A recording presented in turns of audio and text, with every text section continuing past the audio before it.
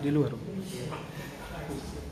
Ulama strategi stabilisasi keuangan untuk meningkatkan efektivitas pemasukan di pondok pesantren Darul Karamah.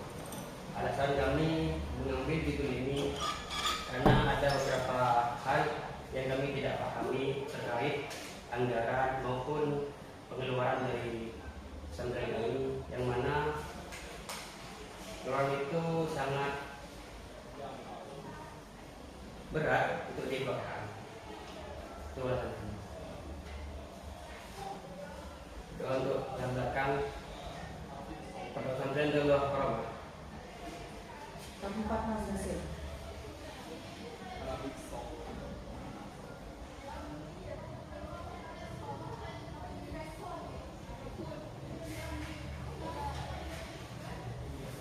Hasil pembahasan kami yang pertama terkait sistem pengelolaan keuangan tersendiri dengan kebijakan sentralisasi di bawah pengawasan pimpinan pesantren. Pemasukan dana berasal dari keuangan masih menghadapi kendala seperti ketidakteraturan pencatatan transaksi dan ketimpangan antara masukan dan potensi EPS. Untuk mengatasi hal ini, pesantren merencanakan penerapan sentralisasi keuangan untuk meningkatkan kontrol, evaluasi, dan perencanaan keuangan yang lebih efisien. Implementasi sentralisasi keuangan ini diharapkan dapat meningkatkan efektivitas pemasukan dan mengurangi potensi kebocoran anggaran. Itu pertama. Yang kedua, sentralisasi pengelolaan dana di pondok pesantren Darul Karamah memiliki dampak positif dan dampak negatif. Yang pertama, dampak positif meliputi peningkatan transparansi dan akuntabilitas, efisiensi dan efektivitas pengelolaan dana.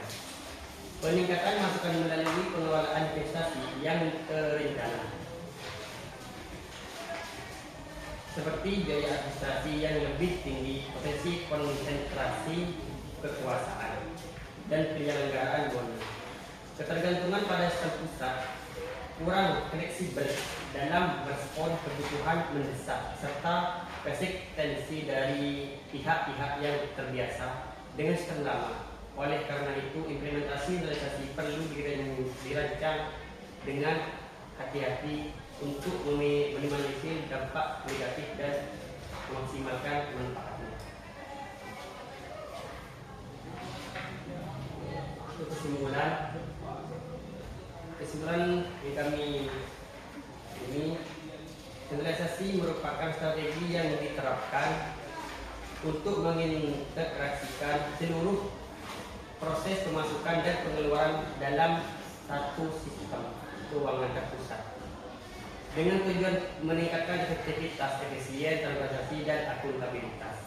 Yang kedua, strategi ini muncul sebagai respon atas berbagai tantangan dalam sistem keuangan sebelumnya, seperti pencatatan manual, kurangnya pelaporan unit, keterbatasan SDM profesional, serta tidak optimalnya sumber pemasukan pesantren. Yang ketiga, implementasi sentralisasi dilakukan secara bertahap, diawali dari unit-unit yang sudah mapan seperti koperasi dan percetakan, lalu diperluas ke unit pendidikan dan pengasuhan. Proses ini mencakup sosialisasi, penyusunan SOP, pelatihan SDM, pengadaan perangkat untuk coba sistem dan evaluasi. Untuk saran kami bagi pengurus perlu memprioritaskan peningkatan kapasitas sumber daya manusia melalui pelatihan manajemen keuangan syariah dan pengoperasian sistem teknologi berbasis digital. Hal ini penting untuk menjamin keberhasilan implementasi sistem sentralisasi dan meminimalkan kesalahan teknis yang mungkin terjadi. Bagi peneliti selanjutnya, untuk melakukan kajian lanjutan dengan pendekatan kualitatif guna mengukur secara lebih objektif dampak dari sentralisasi terhadap peningkatan pemasukan dan efisien keuangan pesantren. Selain itu, studi mengenai peran teknologi informasi dalam mendukung akuntabilitas keuangan pesantren dapat menjadi topik menarik, terutama dalam konteks. Iya, ini 2 menit sudah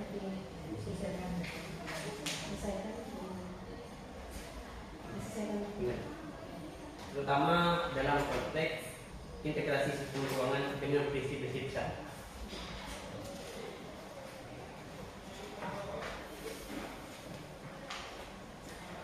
Oke, ya apa namanya, Rahman ya? Ini Rahman. Dan strategi sentralisasi keuangan. Apa sentralisasi? sentralisasi ini yang mana sebuah ada organisasi yang mana keuangannya itu terpusat, yang mana keuangannya itu terpusat. Oke. Jadi itu Berarti di dalam luar itu masih terpusat. Iya. Terpusatnya di mana? terpusat di bendahara kantor bendahara. Di negara. Iya. Itu keuangan ada di mana? Buat di legangan Di bagian siapa? kepala Hah? kepala pesantren. Kepala? Pesantren. Oke, sebelum ke situ, rupanya kamu nggak ada persiapan. Karena pertama ya, Iya. ini untuk sebelum ke tentang temanya, pertama saya ingin menyampaikan terkait dengan teknisnya organisasi ini. Memang sebagian besar udah sesuai dengan materi ini ya. Ini ada beberapa nanti yang perlu disesuaikan lagi. Sayang kalau hanya hal yang sifatnya sederhana itu harusnya nggak boleh salah ya. Soalnya intinya saya sebenarnya udah paham, mungkin hanya kurang teliti ya. Karena apa namanya, apa di moto itu fontnya kayaknya kegedean ya, jadi apa nanti disesuaikan kayak fontnya apa ukuran fontnya, kemudian harus mendorong tulisan kayak susah itu harus mendorong ke dalam dan sebagainya. Kemudian kamu lihat akta ini di mana caranya buat akta? Dirangkum semua keseluruhannya. Pedomannya lihat ke mana? Enggak lihat belum. Nah, itu Soalnya maksudnya. ada Kamu pertama kali buat skripsi atau sudah kesekian kalinya? sama kali. Karena pertama kali memang harus ya sekian kalinya harus lihat pedoman biasanya enggak. Jadi ini asalnya nanti harus diperbaiki, kayak nama harus dibalik dan seterusnya. Kemudian ada berapa paragraf, ya paragraf 2 itu isinya apa, biar enggak terpisah ya. Jadi sayang kalau nggak di apa namanya nggak diselesaikan ya. Tidak dirubah. Kemudian tapi nggak ada lampirannya tak mas? Enggak ada. Hah? Enggak ada. Kamu penelitiannya apa? Kuat. Hah? Kuat. Kuat. Kualitatif itu gimana sama caranya mengambil data? Teknik pengumpulan datanya sama kayak apa?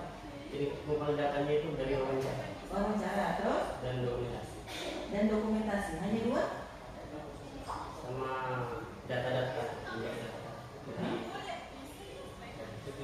Nah kalau di bab 31 kok ada 2? Ada berapa? Wawancara, dokumentasi dan belajarnya tadi malam gimana? Nah itu ada transkripnya enggak? Dari data-data yang saya ambil, wawancara, dibuat transkrip enggak? Dibuat tapi tidak dimasukkan. Ah itu maksudnya enggak Soalnya baca. nggak ada pengetahuan dari SPM. Dah ada pemberitahuan memang. Makanya bedanya mahasiswa sama siswa itu begitu. Kalau sama andaikan anak SD atau SMP dikasih tahu anak-anak sekarang bagian itu. Karena sama mahasiswa 80%-nya itu belajar mandiri, 20% ke dosen. Makanya mahasiswa itu diwajibkan untuk suka mengeksplor dirinya dan membaca. Sampai buku pedoman dikasih nggak dibaca, paling dibaca hanya sebetulnya saja. Ini hasilnya. Ya, jadi ilmunya loncat-loncat. Andaikan sampai bacanya utuh, maka ini akan berdampak dari hal yang administratif, akhirnya berdampak kepada yang substantif. Gitu. Jadi jangan menyepelekan administrasi, karena administrasi memang level paling bawah. Tapi tidak mungkin ada level atas kalau nggak ada level bawah. Nah ini hampir semua yang ada transkripnya. Iya. Jadi kalau apa namanya, kalau penelitian kualitatif itu nggak ada data, nggak ada transkrip, jangan bohong. Ya, jadi data bohong yang nggak ada.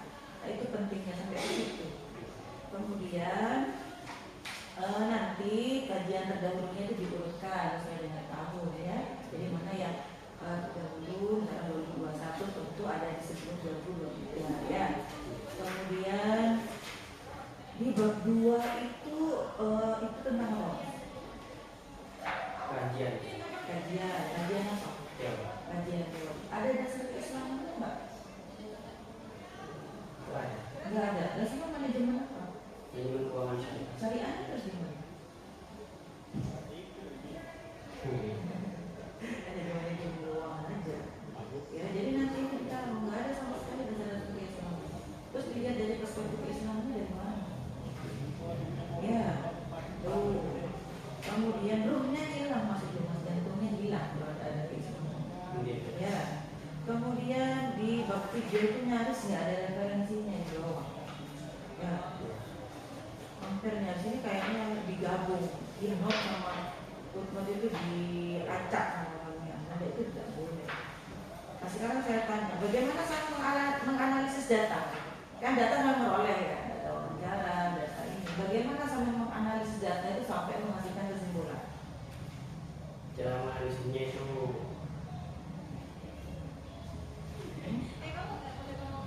dari si wawancara. Apa? Dari si wawancara, lalu disimak, lalu disebutkan. Kalau di waktu itu ada gitu.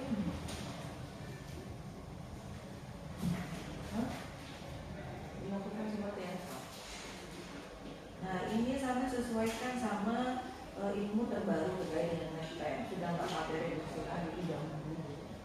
Ya, diupdate ilmunya ya. Nah, ini kita tanya tadi kan kalau sudah bicara hasil pasti akan terkait dengan bab sebelumnya. Karena nggak mungkin ada kesimpulan kalau nggak ada bab 1, 2, 3. Ya. Kemudian bab 4 itu isinya apa, Mas? Hasil dan pembahasan. Hasil dan pembahasan. Ya. Nah, sampai ini kan rumusan masalahnya ada berapa? Ada 2. Terkait dengan hasil, pertama sampai terlalu banyak aksesorisnya. Coba, kalau saya lihat itu nggak ada ya gitu ya. Ininya nggak ada. Maksud saya bab 4 itu halaman 43 itu di sama Mas Lukman.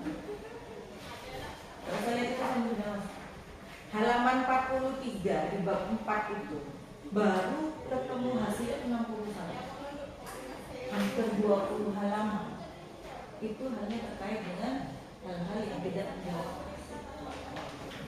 Sampai nanti kayak gini nih, daftarnya apa organisasinya loh, banyak sekali nampilan kayak gitu. Ya, sehingga isinya untuk terkait dengan hasil itu ini kurang kredibel. Kalau bahasa kualitatif itu kurang meyakinkan. Ya, data-datanya kurang akurat. Ini hasil penelitian dan pembahasan. Nah, sekarang saya ingin menanyakan kepada sampean pasti foto dokumentasinya itu wawancara. Wawancara itu yang penting hasil wawancaranya. Oh, ini kan penomoran itu. Cara sampean tidak boleh pakai simbol kayak gini itu tidak boleh. Itu pentingnya baca KTI ya. Ini foto-fotonya semua ini. Ada berapa strateginya Mas yang dilakukan oleh Darulullah itu untuk meningkatkan pemasukan di pondok pesantren itu?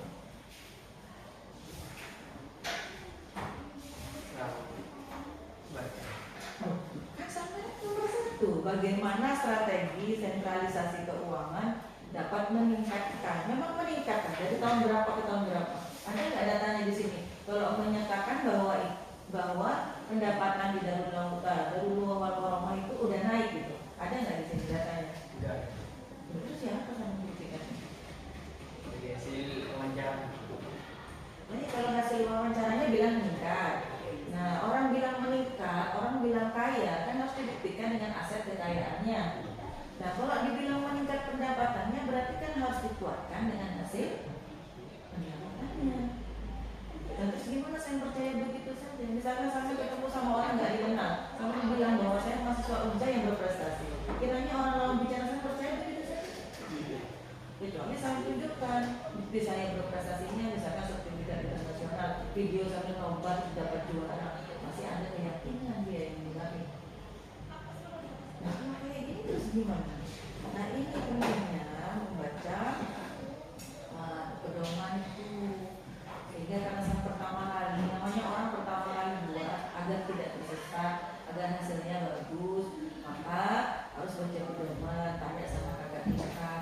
Itu pun belum tentu, apalagi enggak. Ya, jadi kan ini hasilnya hanya teoritis. Sentralisasi keuangan merupakan strategi yang diterapkan di seluruh proses pemasukan. Ini kan biasa saja, di mana-mana memang begitu kok. Ya. Namun rumusan masalahnya 2, jawabannya 3. Oke, nggak apa-apa kalau kualitatif ditambah asal sesuai. Yang kedua apa? Rumusan masalahnya.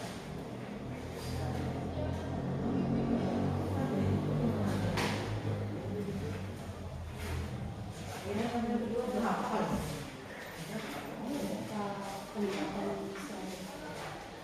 Soalnya itu tujuannya apa dan tidak sama antara masalah sama tujuannya tidak sama. Oh iya. Nah ini loh. Ya apa sih nak kau ini? Apa pembimbingnya?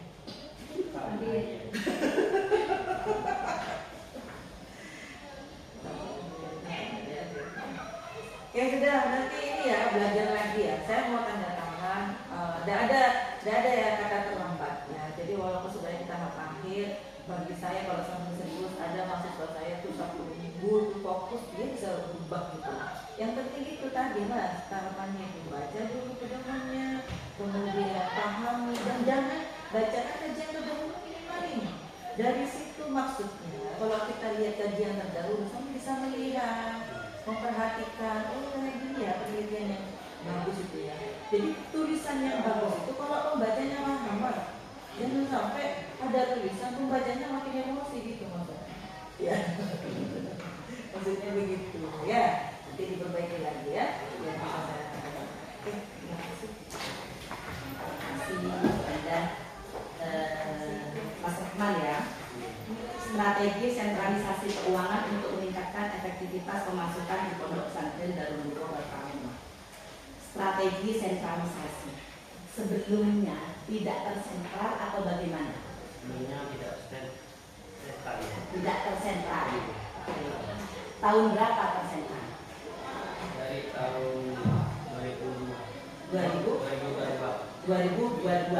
Berarti 2022, 23, 24, 25 sudah 4 tahun tersentral. Sebelumnya tidak tersentral. Apa bedanya manajemen di Darul Nurul antara tidak tersentral dengan tersentral?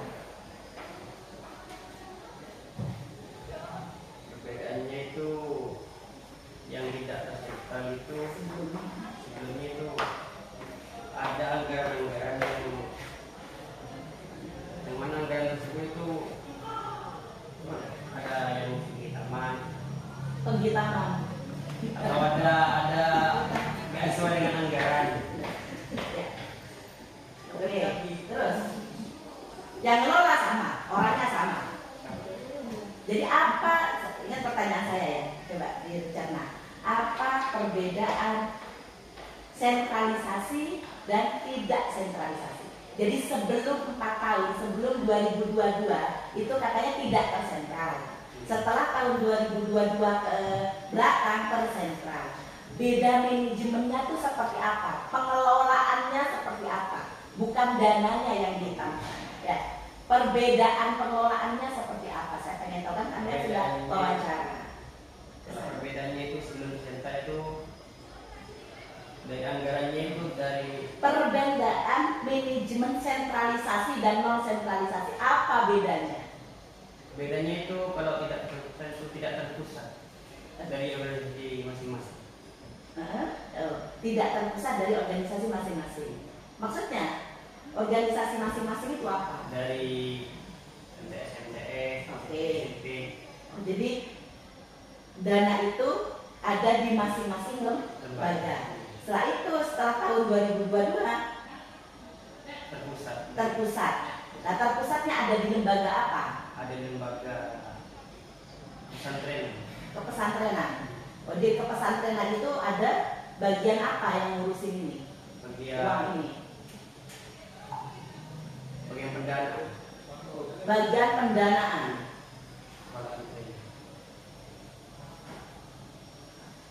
Di bawah kepala pesantren. Di keuangan atau kepala pesantren? Di keuangan. Kamu kok tidak yakin? Berarti ada di pesantren, di keuangan. Ya, yang awalnya ada di lembaga-lembaga, ditarik semua dana itu, pemasukan atau pengeluaran terpusat di pesantren. Oke. Selama 4 tahun. Kamu kemarin tadi ketika melakukan penelitian ini, riset awal, kamu kan ada penelitian terdahulu, ya, yang membuat kamu termotivasi untuk apa? Meneliti tentang sentralisasi. Kemudian sudah baca penelitian terdahulunya? Ada? Kemarin ada sebagian. Ya, ada atau tidak ada? Ada. Oke. Ketika ada di bab 1 latar belakang ini kan harus ada isu yang terjadi di lapangan. Oh, dari sebelum sentralisasi menjadi sentralisasi. Strategi pondok pesantren, strategi sentralisasi keuangan untuk meningkatkan efektivitas pemasukan, ya, untuk meningkatkan efektivitas pemasukan. Nah, di bab 1 ini kok hanya tidak ada supporting dari penelitian terdahulu.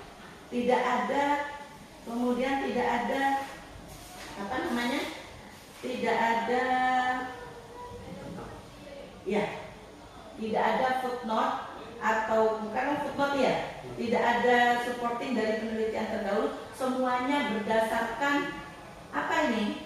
Pernyataan. Satu pun tidak ada footnote, yang sehingga yang menyatakan bahwa penelitian ini berdasarkan bahasa-bahasa ini, kalimat-kalimat ini berasal dari penelitian yang mana, atau teori ini berasal dari apa?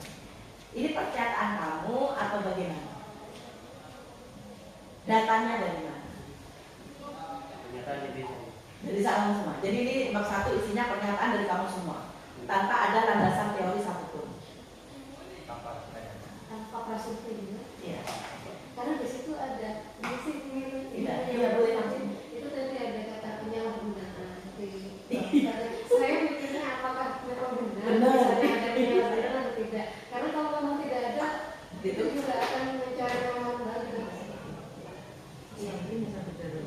ini loh, kan loh bahasa.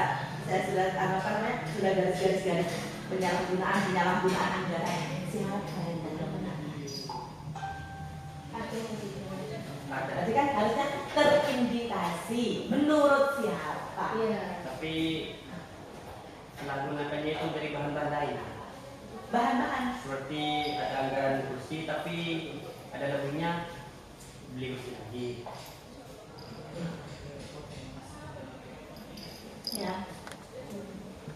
Gini, saya harapkan di latar belakang saya itu ada isu, harus ada teorinya dari mana.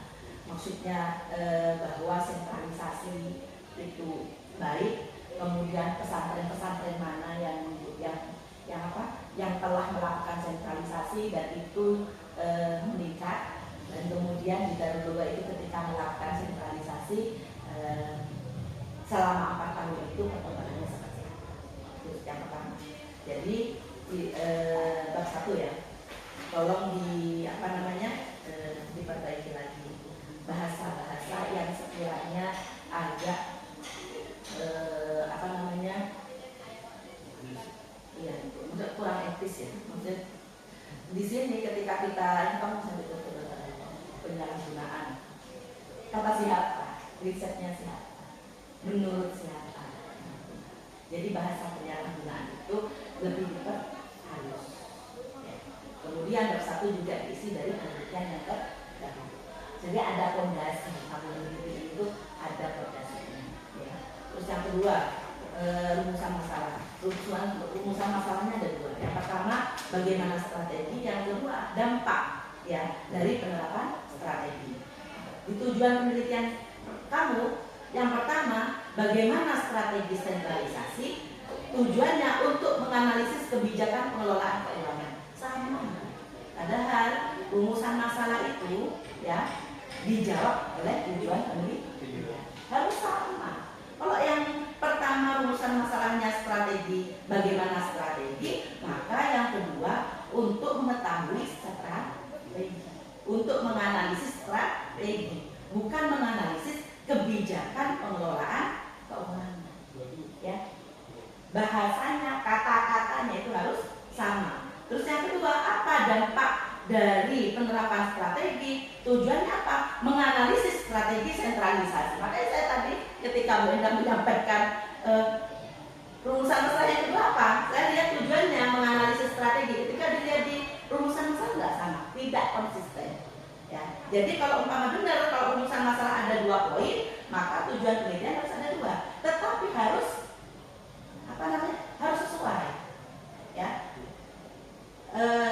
Jadi ini salah ya, diperbaiki. Rumusan masalah tujuannya tidak sesuai dengan rumusan masalah pertama, yang kedua juga tidak sama. Jadi harus disesuaikan tujuan penelitiannya, harus disesuaikan dengan rumusan masalah. Begitu juga di bab 4. Di bab 4 ya, itu jawabannya juga harus 2. Ketika rumusan masalahnya 2, bagaimana strategi, dan 2 dampaknya, maka jawabannya 2. Di sini kamu di bab 4 terkesan banyak membahas sesuatu yang tidak penting. Harusnya pembahasan itu ada bisa dijadikan lampiran, sama kamu difulfulkan di bab 4 supaya pembahasan banyak. Padahal banyak itu belum tentu sama dengan apa yang dibahas, tidak mengerucut terhadap apa yang permasalahan yang kamu bahas. Jadi ketika pembahasan 2 di permasalahan, maka di bab 4 lanjut 2 saja. Yang pertama membahas tentang bagaimana strategi, yang kedua dampaknya bagaimana. Nah di sini di bab 4 kamu susunan pengurus kan banyak ya. Langsung saja di bab 4 di sini kan ada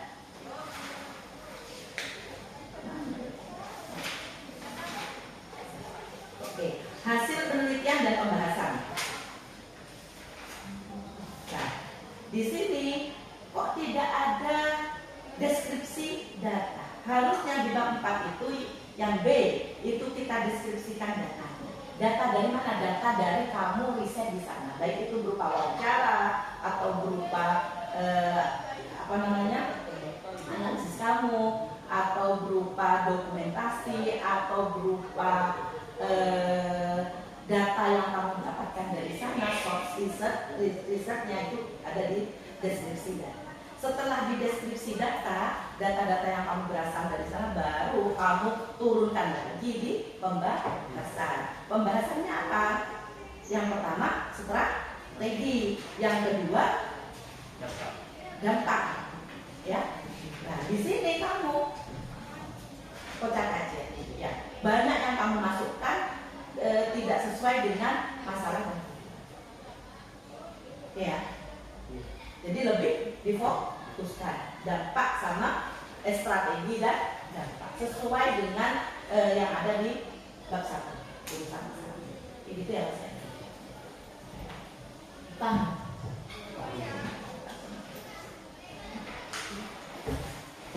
Ini berapa kali ya?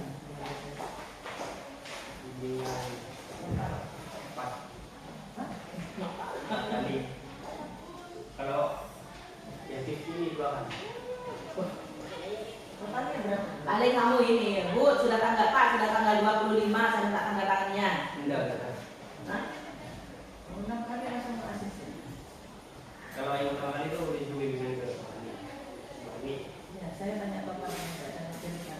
Bapak bimbingan nggak? 12 ada yang bimbingan tidak terpilih. Oh, iya sudah. Ya, silakan. Salam dan salam sejahtera.